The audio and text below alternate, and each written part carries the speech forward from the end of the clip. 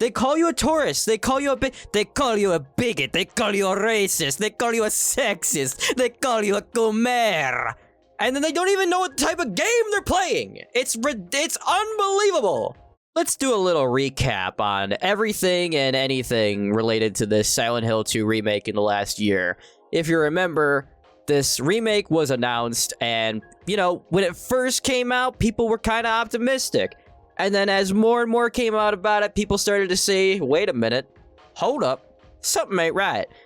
They're changing where items are found in the game, they're changing what the characters look like, and people are saying, this ain't it, Chief. And I came out with a handful of videos, like 4 videos, and I was talking about all the things that they changed in the game and all the times I was being gaslit. So let's go over some of the highlights of this, just for a little recap, because where we're at now is pretty dang juicy. Will they preserve the tone of the original while updating it? Will the theme... I don't know how you can say that they're going to respect the tone of the original when they do things like this. Like, they're specifically changing characters. And again, how can they respect the tone of the original when Maria looks like this for a specific story-based reason? And if that's what she looks like, it's not the same girl. Like, she looks like she's going to an office party now. And she's got a tattoo. Oh my God, she's got a tattoo below her clavicle. And then we had the gaslighting. The inevitable gaslighting from the shills and probably the bots, really. I don't even know if these are really... I've always said, I don't know what's scarier, that people genuinely believe the things that they believe, or that they are robots that are just populating the internet. I don't know what's scarier. You're blowing the whole James is obsessed with this idea out of proportion. It's one of the least important aspects of the game and isn't even directly mentioned.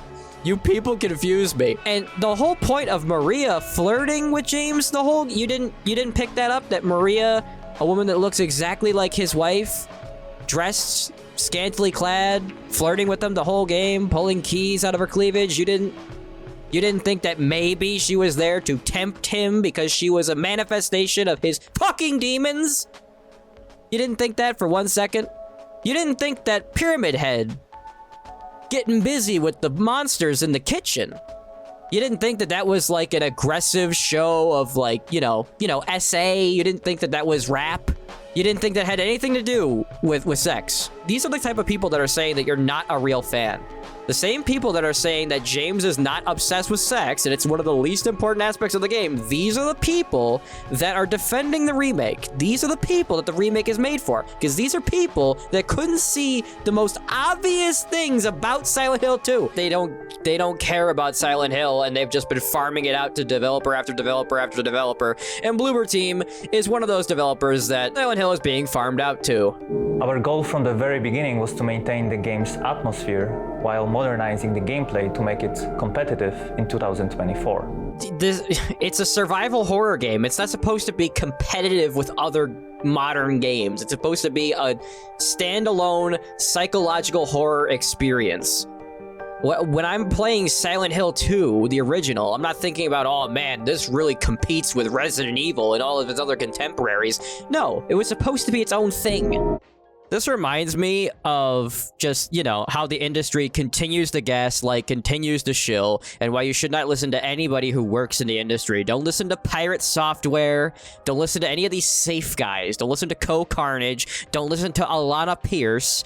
They're all safe people who work in the industry, who will shill for the industry, and they will never give you an actual opinion. They will always pat their opinion with, ooh, I don't know, maybes. It's stupid. Have an opinion, be a person. But this is what she said about Bethesda games. And there are a lot of people that have different opinions about, like, oh, it's realistic. What did you expect from space travel? Versus, like, it's a video game, so you should be able to travel and it should be fun. I think I'm in the camp of people of, like, the point of this game, especially now that I've played a lot more of it, is that it's an RPG and it's about talking to people. It's not really a space exploration game, and that's okay. This is what I mean. Completely fundamentally, this woman works in the industry. She completely misunderstands what a Bethesda game is. She's playing a game that's literally about space travel, and she's like, this game's not about space travel.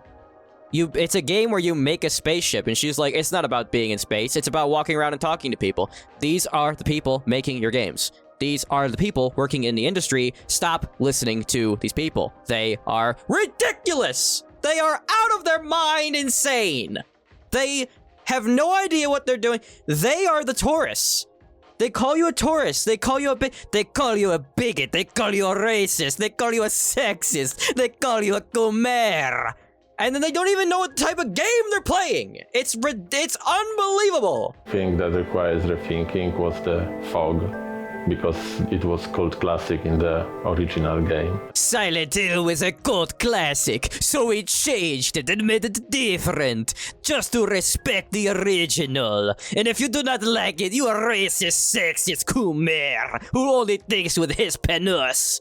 I don't know what it is with it, like for some reason we could get the fog right in Silent Hill 2, 3, 4, even in Silent Hill 1. But ever since then, we cannot get fog right in any of these games. More technology, but more money than you've ever seen, and we can't make games that came out in 2000s. Unfortunately, it's not just them. As you can see, making games better for everyone hit detection. If you scroll down, that their partners are Remedy, Sega, and Bloober Team, and right now, the only game that they are working on is Silent Hill 2. The bill comparison analysis, greenlight evaluations, but also sensitive issues assessment. Our team assesses the risk factors for depictions of characters from underrepresented groups, themes, and potential community reactions. So they hire a consultancy firm to explain to them how they should or shouldn't convey the story of very adult themes.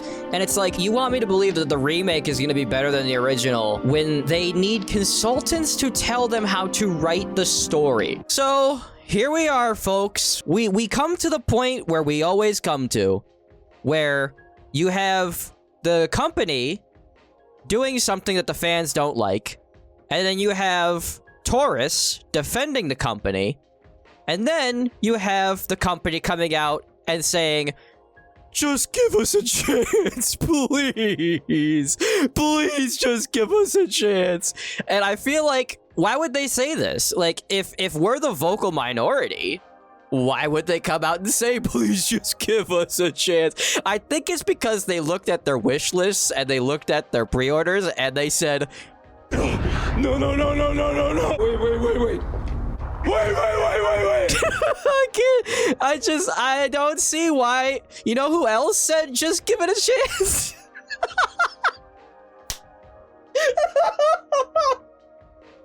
Another bastardization, another just complete disrespect of the source material that no one was asking for. A movie that took around $100 million to make. Look at this. Despite Borderlands' high budget of $100 million, it's likely to be considered a financial success by the end of its run. Nevertheless, Borderlands' poor reviews and disappointing domestic debut projected at around 8 to 10 million. So this thing was projected to make 8 to 10 million when it opened, right? And it had a budget of $100 million, but it's likely to be considered a financial success. So if it took $100 million to make, then the rule of thumb is that they usually spend $100 million also, like they double the budget as their marketing fund. So that means that they probably spent closer to $200 million, from what I'm being told, to not only make it, but also market the movie. $10 million out of $200 million. That's kind of a large gap. And this thing opened to a 0% on Rotten Tomatoes, and I think it's up to 3%. And when you can't even get Rotten Tomatoes to juice the score for you, man. And then of course, you get the CEO of Gearbox saying, no, it's actually great. It's actually a great movie. This is like Elon Musk saying, Teslas are really good. Tesla trucks, get a Cybertruck, get it today. Of course the CEO is going to say that the product that he made is great. Because you know what happens to CEOs? They make $31 million and they fire everyone. How is this not money laundering? Like, like, they take something that nobody is asking for. They give it to us. We don't buy it. and then they fire the people that made the product that nobody asked for, and then they go off and they buy, or the CEO of Bungie, who bought all those cars, bought a bunch of cars, brought everybody over to look at the cars, and then fired them. It's a nuclear narcissistic bomb that is going off in the background and nobody is paying any attention to it. It's just insane. The modern audience is a dog whistle to let people know that the project is a money laundering scheme. Thank you. That's what I think.